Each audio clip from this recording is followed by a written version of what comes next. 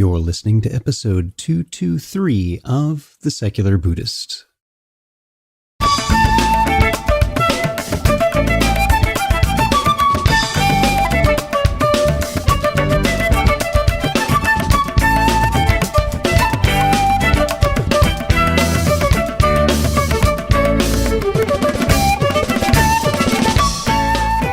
Welcome to The Secular Buddhist. I'm Ted Meissner.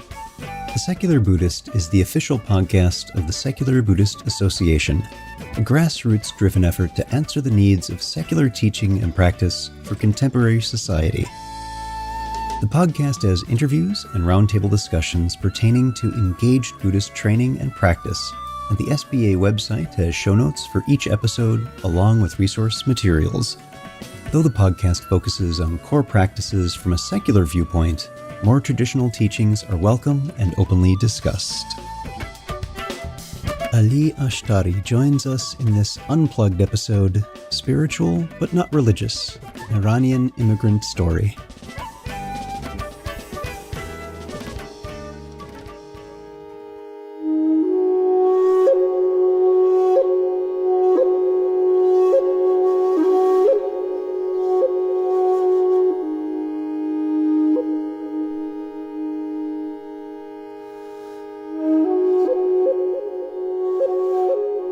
Hi, everyone. Before we get started with today's podcast, I want to extend an invitation to those listeners in or near or visiting the Twin Cities of Minnesota. For quite some time, we've been imagining what it would be like to fill a gap and create a truly secular meditation community, one that does not focus on a particular tradition, but instead meets people where they are, finding that practice intersection of our shared human experience in this life. To that end, in partnership with First Unitarian Society, I've started a weekly mindfulness meditation drop-in every Thursday evening from 7 o'clock to 8 o'clock at First Unitarian Society in Minneapolis, Minnesota. For more information, you can use the contact page on this SBA website. Hope to see you there as we experiment with these first seeds of a secular community for contemplative practice, learning, and friendship. Think about this for a moment. You grow up with a religious tradition and it lets you down. Not in the way many of us in the West have been harmed by the privilege of supernatural thinking, but imagine you are physically beaten by those who may sincerely believe it's in your best spiritual interests. What might it be like to live in a culture where that not only happens, but is sometimes commonplace? Ali Ashtari has a PhD in electrical and computer engineering. He is the research lead at Invenia Technical Computing, a software company in Winnipeg. He has practiced mindfulness meditation since 2011. So, sit back, relax, and have a nice Doog, extra mint.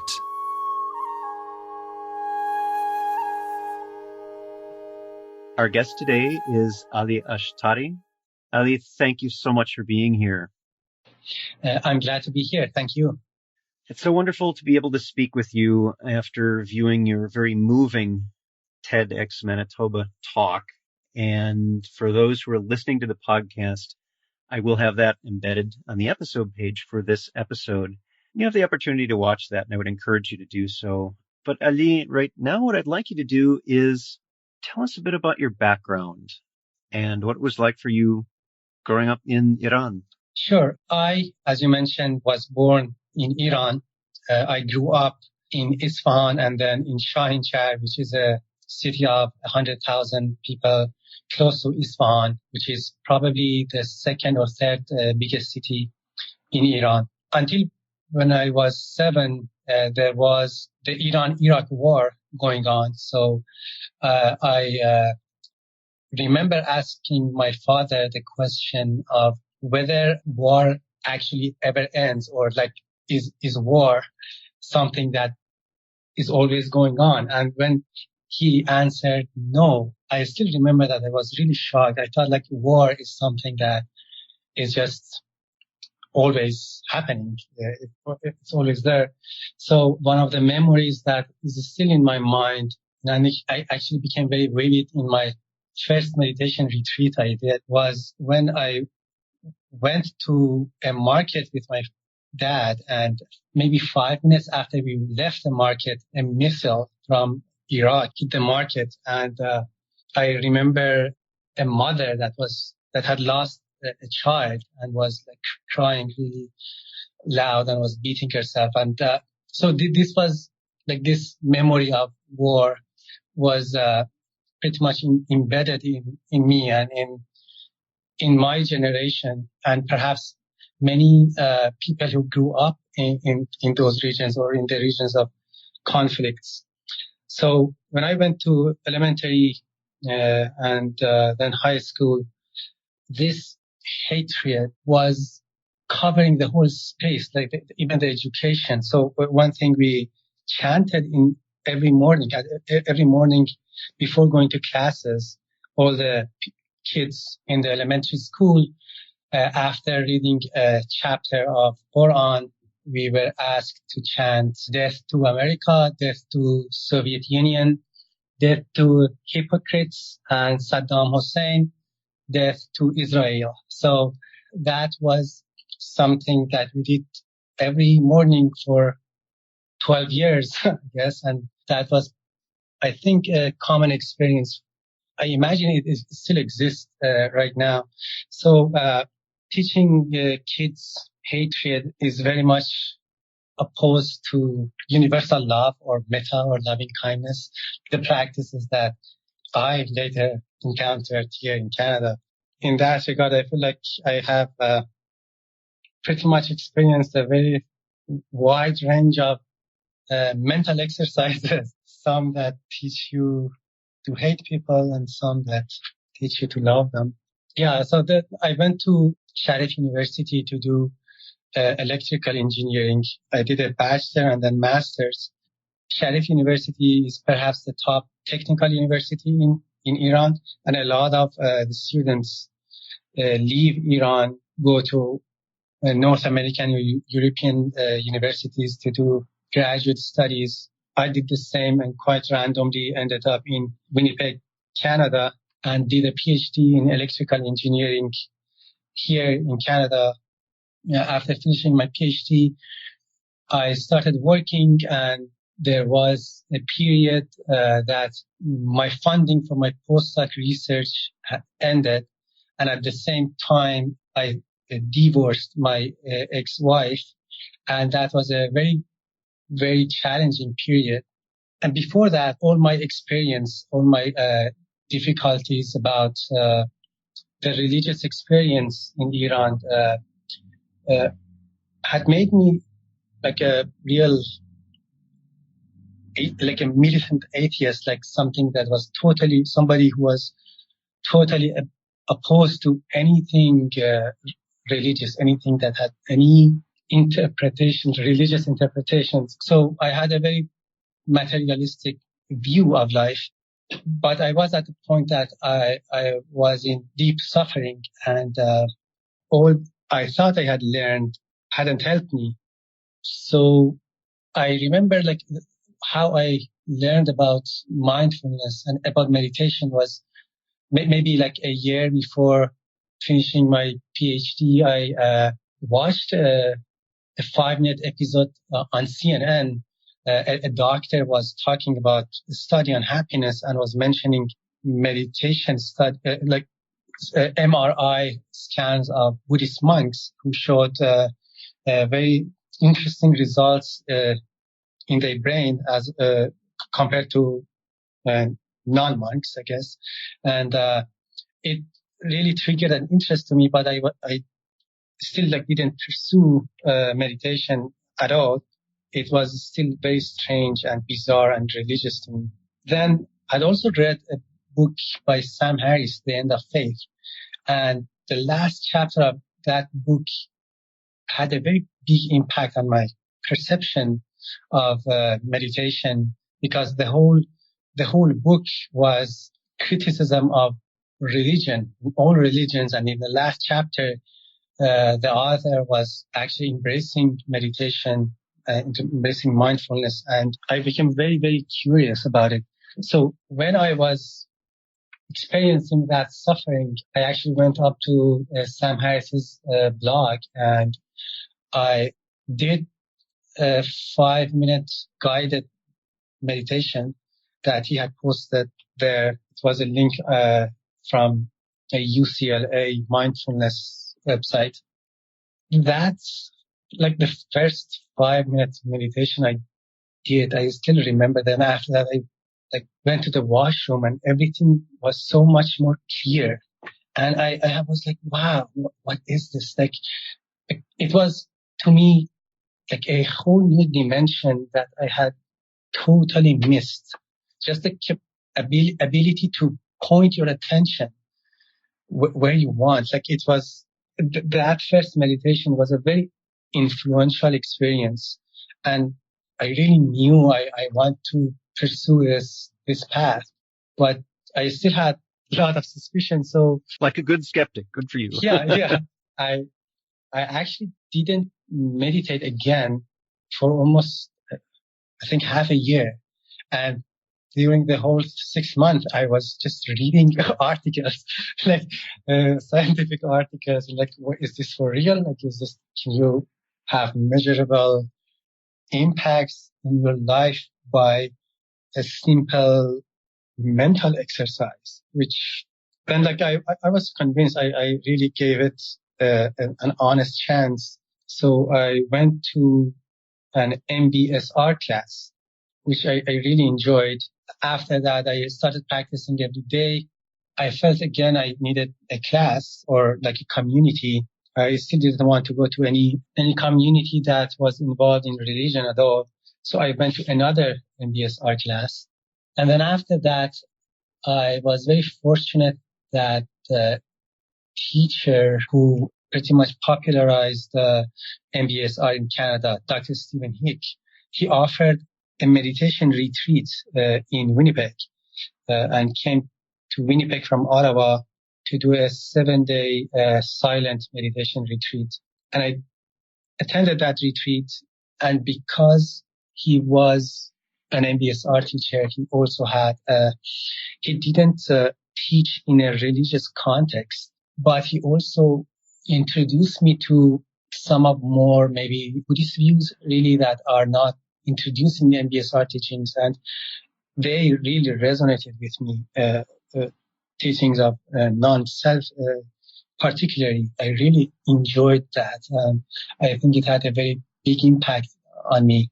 So after that retreat, I became deeply involved in meditation practice. I did a lot of retreats in various traditions because I guess I had the confidence that I'm not going to be harmed like I was harmed in Iran by religion, and I had the freedom to choose. Like nothing was really imposed on me. So I did like many retreats in various traditions. I practiced regularly, daily. I also started doing yoga, and a lot of things changed. I not only like got out of that suffering, I think I became much happier than my baseline happiness, I think. So that's the background. That is a wonderful story. And I'm wondering if we could explore a little bit. You had mentioned that growing up, there was a culture that really was teaching children for a long time to wish ill upon others, and that you described that you'd really become actively atheist. And I'm wondering if you'd share a little bit about that change, if your family was particularly religious growing up or not so much, and it wasn't all that much of a shift for you. What was it that really prompted you to go that far to be more actively atheist? I didn't grow up in a particularly religious family. My father wasn't religious, but my mom was. But she was not a fundamentalist Islamist. She just prayed every day as she was supposed to as a Muslim. I think I was always genuinely interested in truth. I guess I had a really hard time pretending all the time. And the teachings that they taught us in schools, and the apparent suffering of people in the society, and me included, just didn't make sense to me. Even though when I was in high school, I was a religious person myself. I was actually when the imam of the school, when there was no adult imam, people, all my classmates prayed behind me. So I'm maybe the most religious, devout religious person. But I think in the last year of high school, I really started to doubt. And then at university, I read books that a lot of them were not really permitted, but I found books and articles on the internet, and more and more, I imagine very gradually, I felt like at least the religious teachings I knew didn't make sense, and I wanted to be honest to myself. So I really discarded religion, but I couldn't be publicly atheist really because it's very dangerous. So I became, I think, publicly atheist when I came to Canada, and after a few years. And one interesting thing is that during the whole experience, I think I really became unbalanced, because what I had learned was that, or my view in that time was that anything that Islam teaches must be wrong. So I pursued a path that was pretty much opposite to the Islamic teachings with respect to everything. For example, in Islam, in Sharia law, which is the rule of the land in Iran as well, drinking alcohol is forbidden. But to me, drinking alcohol was probably a good idea because Islam said it's a bad idea.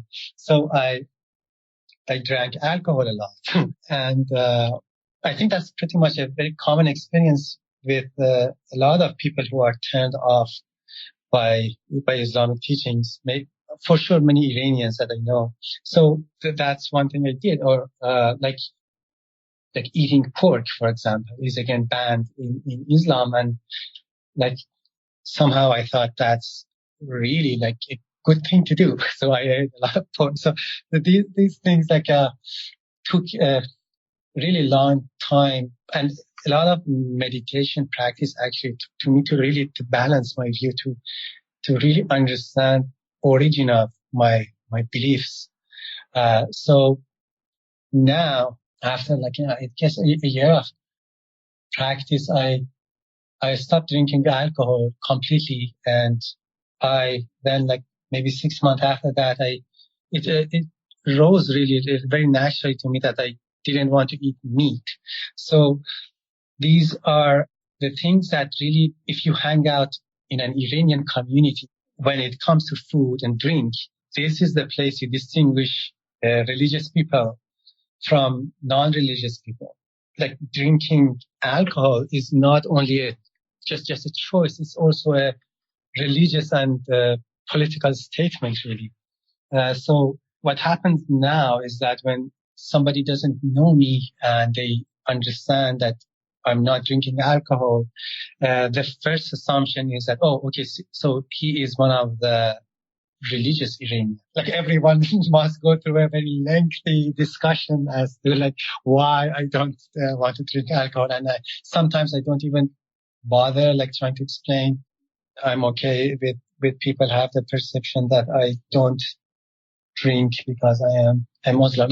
Yeah, it sounds like you were shifting between having grown up and being told how to be, and that not really working so well for you, to rejecting that and going to a very different, very distant way from that, something you thought you should do, to maybe settling back more into just who you are and who you're most comfortable being.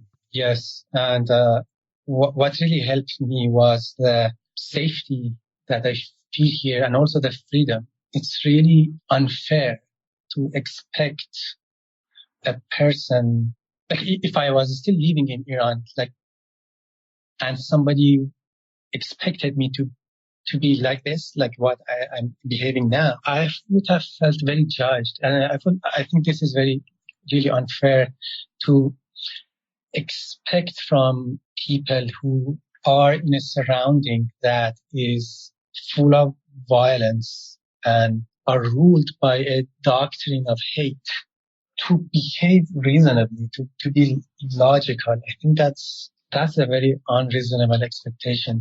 Yeah, it's a stretch. I think Ayaan Hirsi makes that point in one of her books on her experiences in growing up, that the entire culture it's hindered that way, and that people coming out of it understanding that they may not have any experience of another way to be.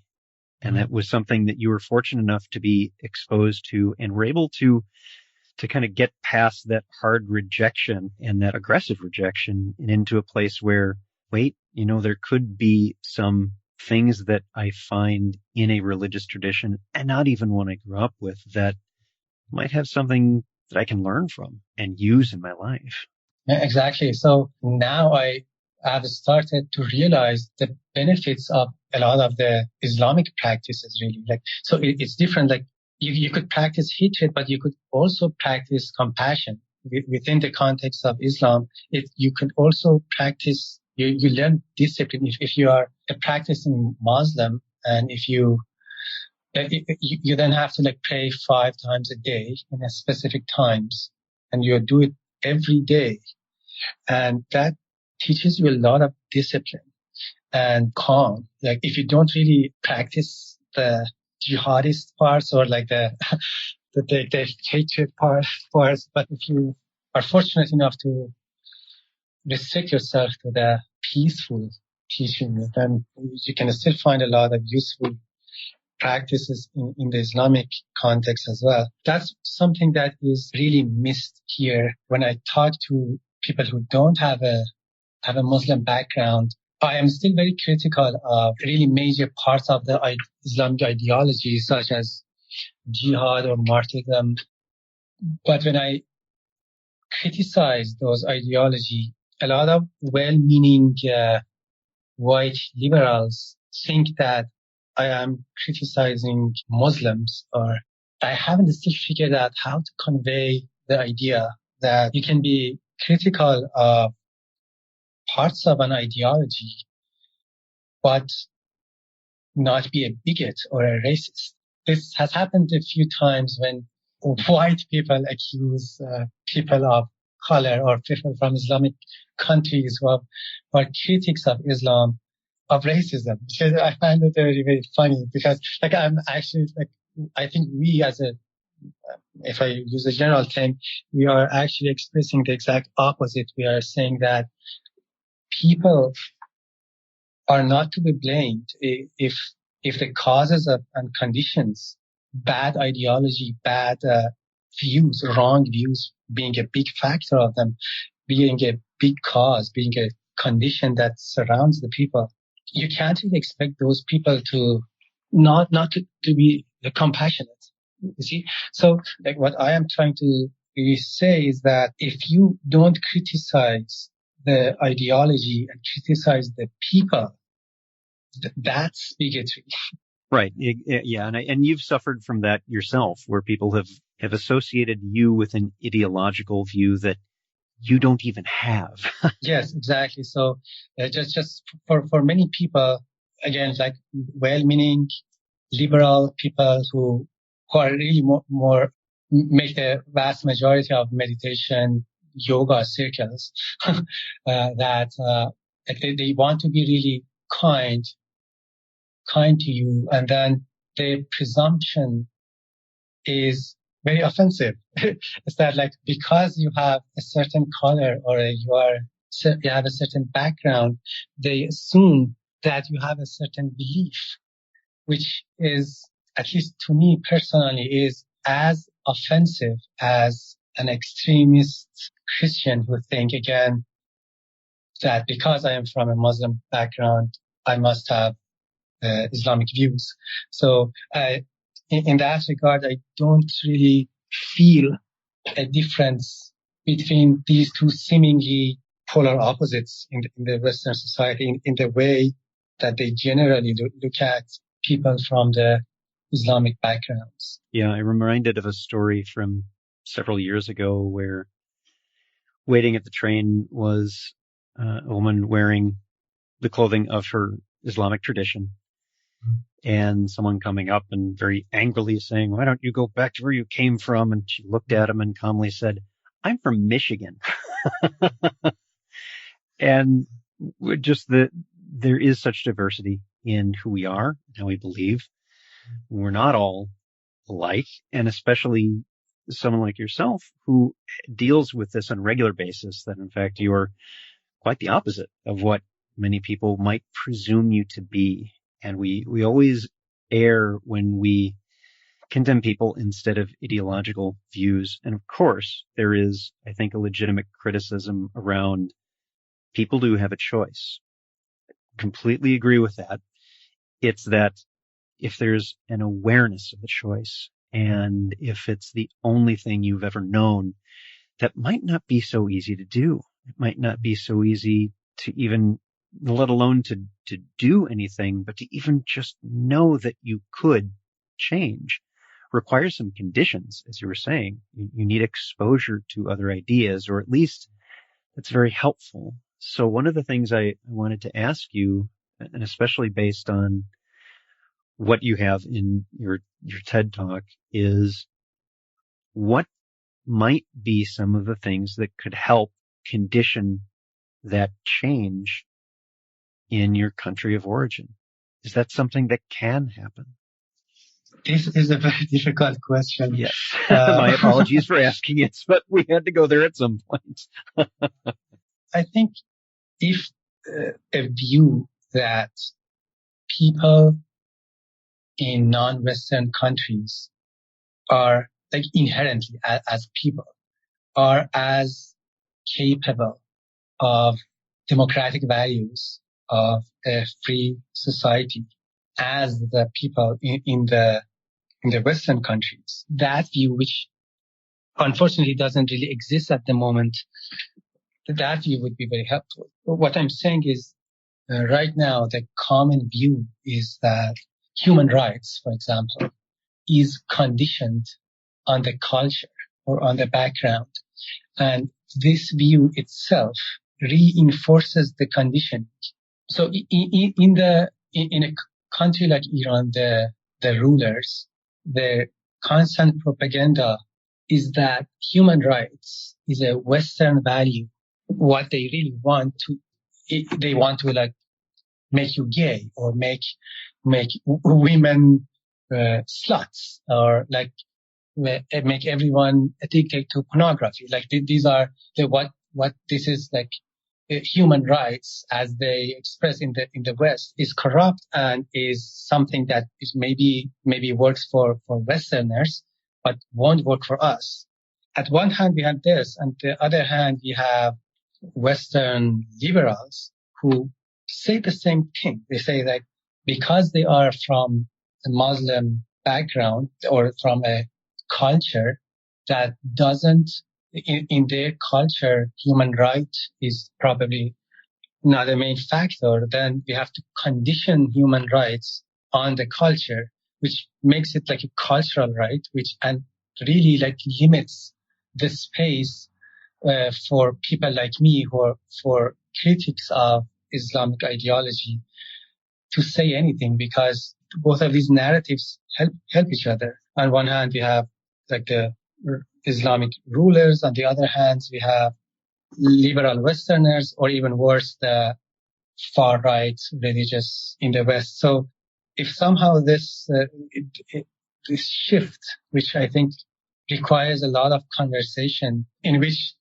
really labeling and presumptions and judgment is absent, a really deep conversation between reformers or liberals in the Islamic countries and liberals in the Western countries, if these two forces really help each other, then I think a change can happen. And that help does not have to be military help at all. It just has to, like, there are way many more ways to collaborate, to help each other. But like I said, I think this is not really happening at the moment. Somehow the right in the West, all they want is military, sanctions, aggression, and the liberals are unintentionally reinforcing the Islamic views, really. Yeah, they're providing more evidence for that by providing those opportunities, which we have some spaciousness for in the Western mindset, which are wholly unacceptable in other parts of the world. And that's just more evidence for, oh, freedom means all of this bad stuff. And it conveniently ignores, with the file drawer effect, the data that's a much wider set. It means making other choices about your personal life without being told what you have to do, but that's left out. And so, yeah, I see what you're saying. It's difficult to find those elements within the two vastly different cultures and how to get that collaborative dialogue going on between them. Yeah. That's the problem. Yeah. So people who want change in the Islamic countries, they can't really get that from their own society. They really need help from outside. And what I'm noticing in a lot of meditation circles is that, okay, you help yourself, which is true, you help your own self, you reduce your own suffering, which I agree that should be the first step. But then if you want to help the society, I have heard this many times, do it locally. And then if every well-meaning person adopted this view, from where would people from the Middle East get help? I agree, it is difficult. It is difficult to understand the situation, but contrary to the meditative teachings that when there is a problem, you face it, you look at it, you don't turn away from it, you don't ignore it, which is, I think, what is happening is that people just find the problems that is not local very, very hard. So the easier is to just satisfy themselves with a bit local, which is kind of yeah. And then we distract ourselves with things, and it's a hard problem, so we'll just kind of give up on that and not. I don't need to change the world. I just need to change me. Yeah. Yeah. That would be nice if everyone did that, but at some point you are always interacting with the world. So a whole completely humanist view is that to me is that it's universal love, is that the suffering of a person halfway across the world is as important to you as the suffering as your own suffering or that of your loved one. Yeah, exactly. So I have found it very, very unfortunate that this view is actually quite rare, even in many secular or even Buddhist circles that they have. Yeah, I'd agree. I think that there's a common thread, at least today, and hopefully this is changing a bit, that the practice is about relaxation and enjoying just how great your life is. And that's not really what it's about. Yeah. I was listening to a talk from a Buddhist teacher, prominent Buddhist teacher in the US. He was talking about Martin Luther King. He was saying when he died, they did an autopsy on him, and he had a heart of a 7-year-old because of how much stress he was under. Yeah, so it's really not about stress. Maybe it is good to help to clear your mind, but like if you want to help, I guess be influential. Like at the end, everyone dies, right? Like you have to, like it really doesn't matter. I think how much stress you were under, but like how much help, how much service you have been able to give. Right. And how rewarding that is for you and how that helps you in turn by giving back. Yes, that's true. So like what I'm saying is that like ignoring problems in order to be stress-free actually at the end doesn't help. Yeah, it doesn't help. Doesn't help. It's still there. You could ignore the sharks swimming in your pool, but they're still there if you go swimming. Yeah. Ali, I'm wondering if there's anything else you'd like to share with the listeners.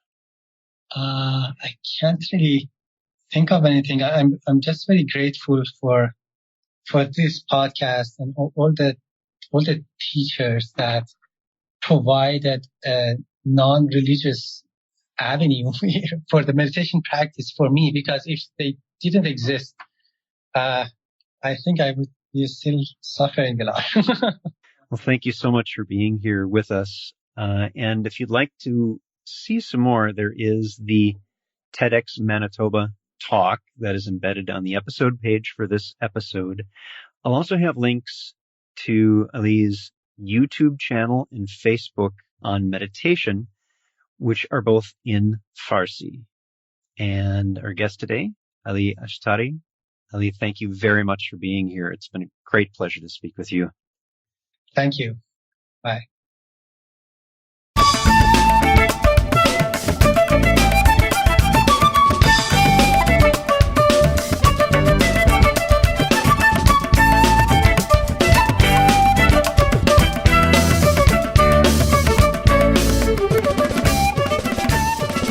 Thanks for listening.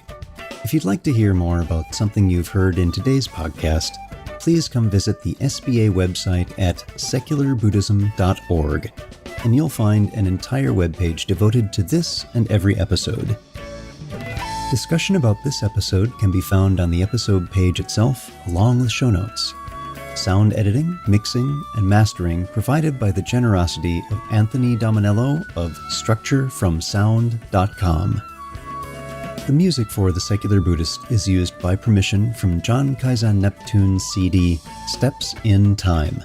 Additional music is provided courtesy of Monty Levinson of Taihei Shakuhachi and Rodrigo Rodriguez. Their websites are linked on the SBA site on the About Podcast Music page. Until next time, remember, every moment you have a choice. Make it the best you can.